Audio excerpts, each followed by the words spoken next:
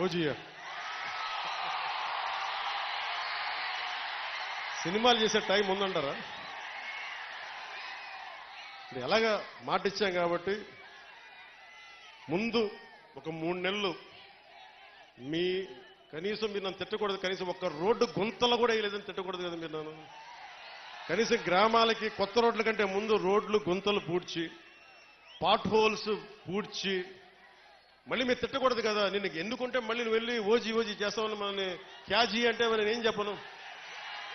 ఒక భయంతో మా నిర్మాతలు కూడా చెప్పాను, కొంచెం క్షమించాలి, మా రాష్ట్ర మా ఆంధ్ర రాజ్య ప్రజలకి మేము కొంత కనీసం సేవ చేసుకొని కుదిరినప్పుడల్లా ఒక 2 రోజులు 3 రోజులు మీకు షూటింగ్ చేస్తాను, ఎక్కడ పనికి అంతరాయం రాకుండా.